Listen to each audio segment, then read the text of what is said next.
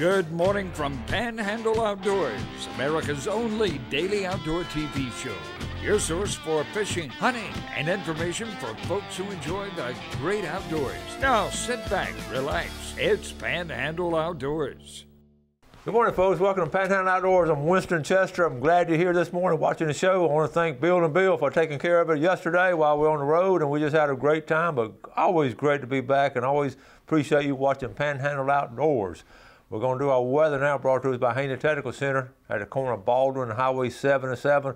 Looking for another windy day. Now, we're looking at a high of 66 and low of 43. We're in this, I keep saying this is our last cool snap, but I think I'm looking back on my notes. I said the same thing last week. So we got a cool snap going, but you know, this is what I call the Easter cool snap, because Easter's right around the corner, and we'll always get that cool snap right before Easter. The old timers always say that when they're warmed up and say, no, we're going to get cool one more time right around Easter. And sure enough, over the years, it has done that. So the water temperature, though, checked it out last night. It's hit 70 degrees again. It's 70.4 this morning. That looks good. Our river readings brought to us by the good folks up at Sandhill Seafood. And I've got some, I tell you what, most of the folks who go to Sandhill Seafood, they'll email me back. They follow Monday or Tuesday or whatever and tell me what a grand time they had, but most important, what good, fresh seafood they had. So we appreciate them and enjoy giving away some of their seafood. The river, Appalachian Cold up Bluntstown, 9.4, and it's pretty steady. Looking on the chart there, the Choctawhatchee, Caryville, all the way up to 10. Both rivers around 10 foot. The Choctawhatchee is starting to fall out. We're going to have some falling water this weekend. Be some excellent catfishing on the Choctawhatchee River. The tide chart brought to us by Kent Forest Lawn Funeral Home and Cemetery. We're looking at today, March the 22nd. Fair tides today, some really good tides tomorrow and the weekend, but today's high tide is going to be at 1:01 p.m. and low right at midnight, be low tide. And the middle of the day now is right when it's coming in there in the morning and leaving in the afternoon, so keep that pattern in mind when you're going out. The marine forecast is north at about 10 to 15, and this has been blowing a couple of days. We actually had some gale force winds on Tuesday, but it was really strong on Tuesday and Wednesday. Keep in mind now, again, another old saying always said about March. March comes in like a lion, but leaves like a lamb. And right now it's in the stages of lion, but pretty soon it's going to calm down. So let's take a break and we'll be right back. Okay, welcome back. We're going to start an outdoor picture parade. That's called Oops on Panhandle Outdoors, but we're going to get started on. We've got some really good pictures y'all sent in. We won't get them all in today, but we're going to get a chunk of them. Let's start off with just some good photography. Richard Cockrell. I'm going to get Richard on the show, a very good fly fisherman, but I just look at the reflection.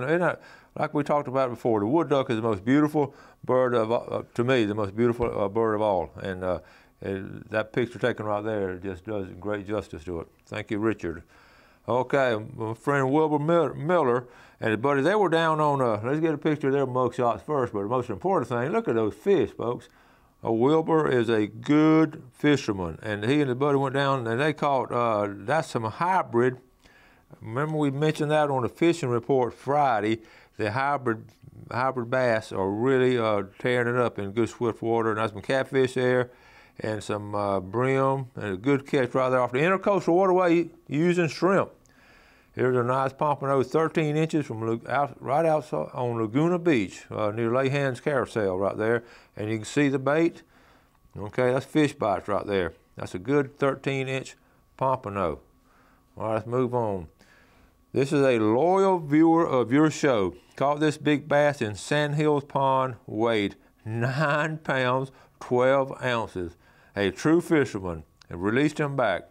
Mr. Houston Taylor from Callaway, and the Taylor family, they're good outdoors, but Houston Taylor, now when you catch a 9-pound bass, 12 ounces out of the Sand Hills, you have certainly accomplished a feat. Because, that's not a lot of deep water and all up there, but that is a fine bass, and he released him to somebody else catch him again. Thank you for sending that one. Let me see. I'm right here next. Okay. And the weeks. Now, I was supposed to be on this fishing trip, and I had previous obligations, like a volleyball tournament out of town. And Andy and his party went out and caught, each year, they go to the same spot and catch the same amount of sheephead. And I want to go with y'all next year, Andy. Go and put me down and let me know the date so I can cancel out my other obligations. Good job, Andy. All right. Braden Harris and Lanson Dobdell's first tournament together. Folks, they placed in 3rd place, and look at, they were against some really good competition, and these are 2 teenage boys, and they did an awesome job. Good job up there in the sand hills. Remington Stotler with some nice sheephead. We've been telling you on Panhandle Outdoors, this sheephead season, and it's pretty obvious. Good job, Remington. Ron McCamick, our neighbor up there in Southport, fishing in the rain. Ron, you must really love fishing. Fishing in the rain, catch and release. This was mine. Good job, Ron McCamick. This is fun. Gus McRae, well, it was fun while it lasted. My season is over in Florida. I killed one about 9:30 a.m., kept working the other one and got him about 11 a.m. Twin brothers, 10.5-inch build, 10.5-inch beard, and 1.25-inch, I'm sorry, 1.25-inch spurs. I have a Georgia lifetime license, so I may have to go north this weekend. Thank you, Lord, for all your blessings. Good job, Gus McRae. Lynette Chester, there's my nephew Matthew and my great-nephew Dylan, and a big old rattlesnake in their yard. See that dog kennel behind them? You're going to have to dispense them when they're in your yard because they're certainly about a dog in a heartbeat. So they took care of them up there in Bristol. Good job. Century Burkett. Well, if you can't do stucco on the rainy days, might as well catch a bunch of warmouth. Folks, warmouth is good eating. They got that big mouth. It's a good species right there. Warmouth. Winston, my grandson Ethan Roberson won the big red snapper from Tarpon Dock Seafood this past Friday. We're coming from Chattahoochee this weekend to pick it up. It was luck, but his birthday is the 25th. So here's a pic I sent last year. Enjoy your show every morning, Ned Maxwell. And here's Ethan catching a nice fish there. That looks like the Mexico Beach Canal. All right, good job, Ethan. This is funny. I got all kind of comments on my raccoon show. This is Randy. I'm going to read one of them. This is a funny one. I got more. Just watched your show today and was really laughing at your raccoon video. Not laughing at you, but my similar experiences. When I lived in Texas, my wife had a small barn where she kept horse feed for her mini horses. I trapped raccoons all the time. 1 2-month period, I caught 16, all released to the woods about 5 miles away. Once a big one chewed through the wire and got out. I don't know how, but I caught another big one the next night, and he was just as mad as the one you showed. I carried him to my truck in a wagon and put a large towel over the cage. That's when, thank you, Randy. That's when you, I know y'all enjoyed that video because I got a kick out of doing it, but it was none of that. All that was unrehearsed. But when one of them that big enough to chew out of the cage, that's a strong one. So you do, just like Randy did, put the cage, get a towel over that cage, and put them in the truck and get them off as soon as you can. But take them in a wagon because they can be very aggressive. Let's take a break and let's come right back.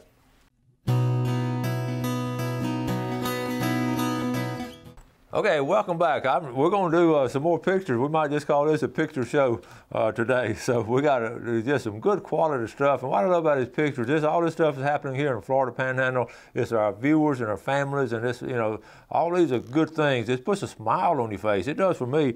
Like this one right here. This is special. This is sent to me by my old high school classmate, Steve Kane. He and I went to school from first grade on through. So we didn't have kindergarten back then. They wouldn't let us into school till I had to in the first grade. But anyway, Steve Kane and I have been friends. He's one of my close friends, one of my brother's best friends. And so Steve sent this up there in Liberty County, Winston. This is my son, Jason Kane's wife, Christy, with her 10-inch bearded gobbler. She was so excited. Killed this morning on Teloja Creek.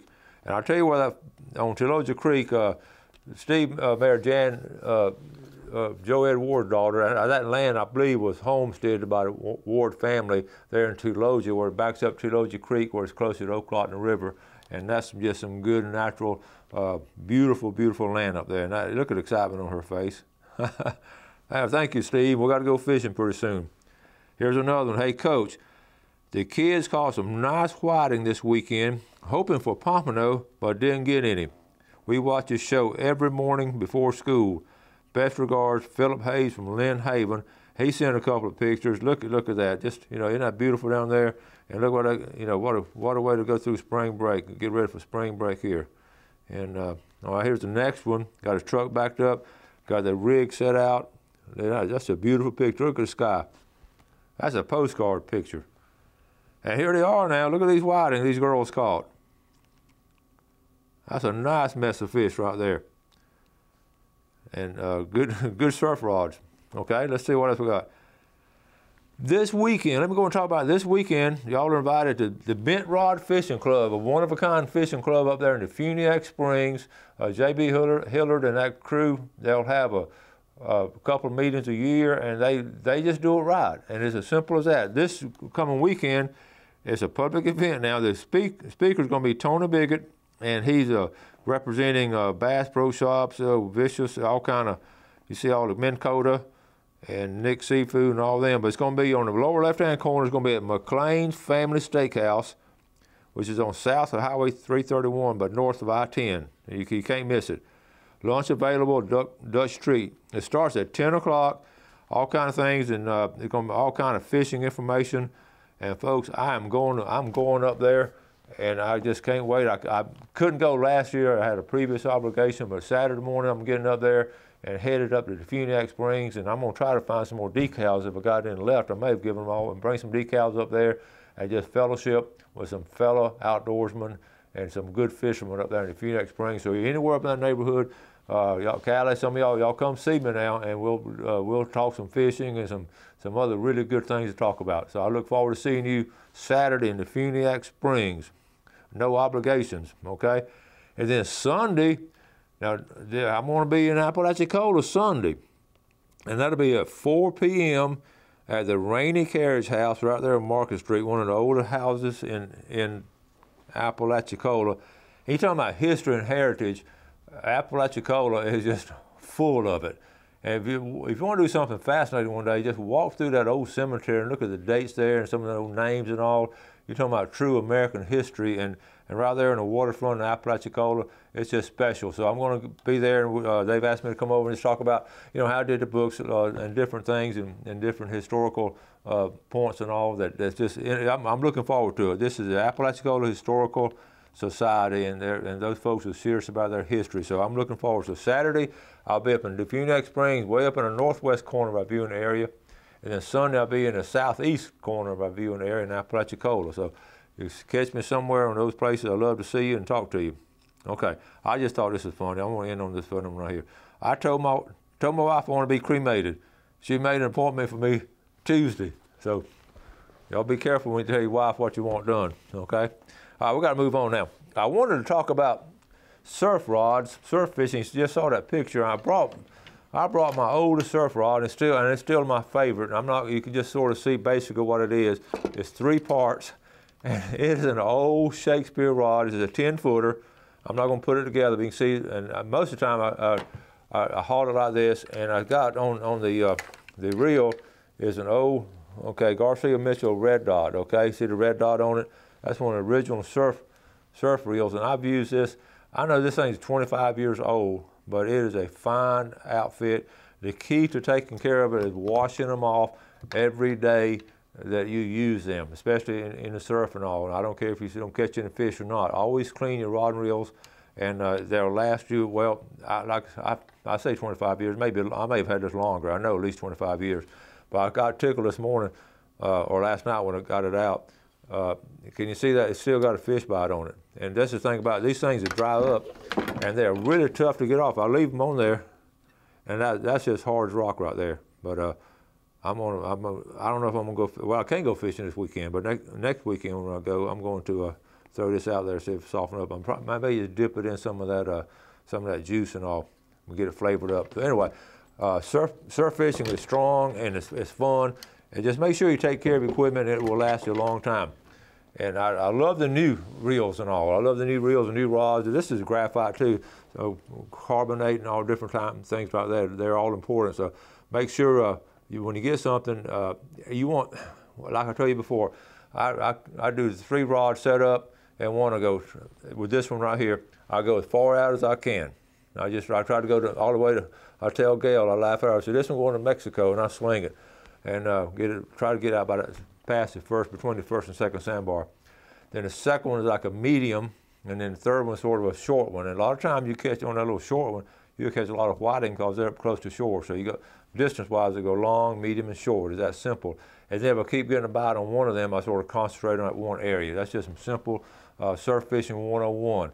And we're about to get primed up and kicked off for it in April and May. These 2 months are spectacular for surf fishing. So I want to encourage you to, and you can go, we'll talk about different places you can go. All right, let's take a break and we'll be right back.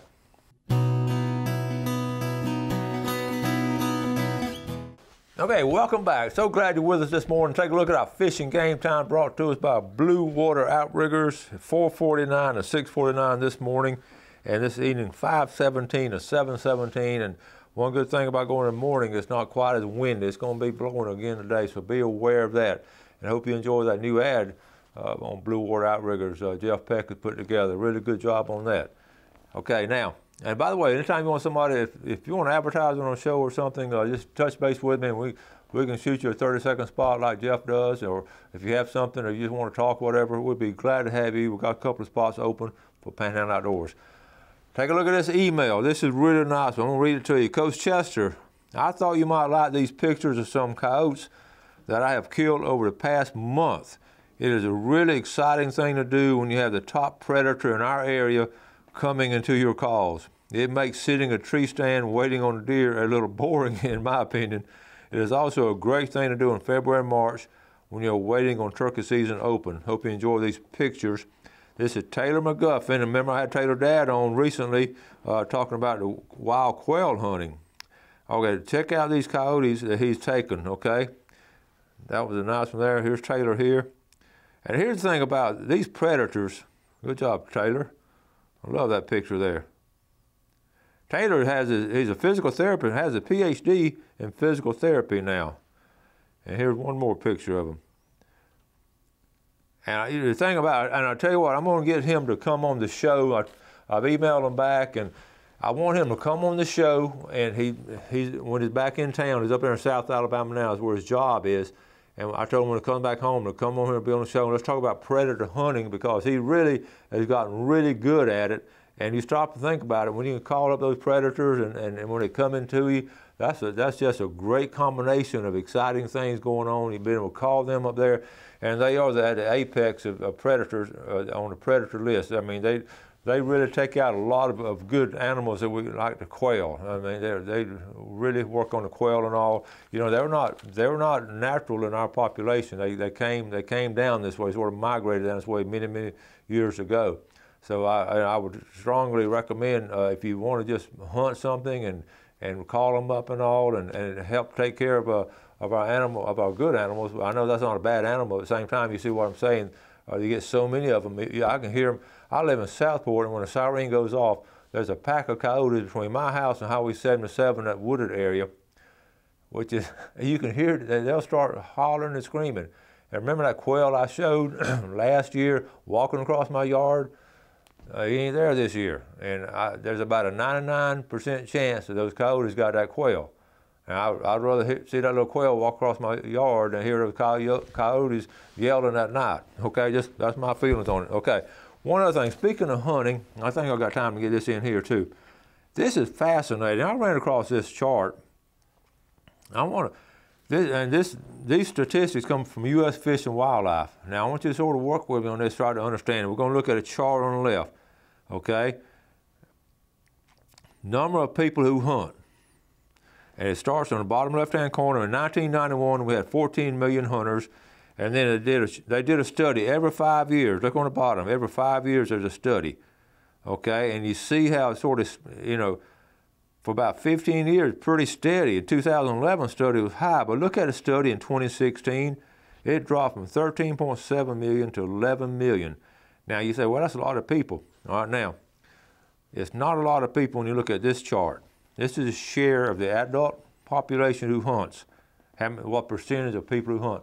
Folks, look on the far left, 7.3% in 1991 hunted. Look on the far right. It's almost less than half of that now, almost 4.4%. That tells me that 95% of the American adults do not hunt. That we're in a vast minority. So that's what these statistics come from U.S. Fish and Wildlife. And I was reading about it last night. I just got engrossed in just reading this stuff and these statistics and all, because you know, people tell you that, and I've tried to, when people tell you things, you try to get, you know, facts behind it. And I was reading, and this guy writing an article, okay, basically they're going to have to, you know, start giving money to the states for the State Wildlife Agency conservation funds. We're going to talk about that at Pittman Robinson. This is a whole new, not a whole new, we got more money coming in because we got less money coming in from hunters, so more money coming in. They're subsidizing hunting, so this is going to be interesting to watch that. We're going to talk more about that in detail, but what I wanted, I'm just going to read this to you, don't read it, but I just want to read what this guy said. Okay, basically, the second paragraph, and you don't have to, basically what it said, increase urbanization. Here's why we have less hunting now. Here's the reasons.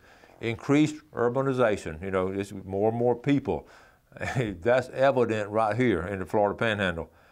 Restricted access to hunting areas, okay, lack of free time, and the rise of Netflix, video games, and the all-consuming youth sports are all dropping, and that is so true.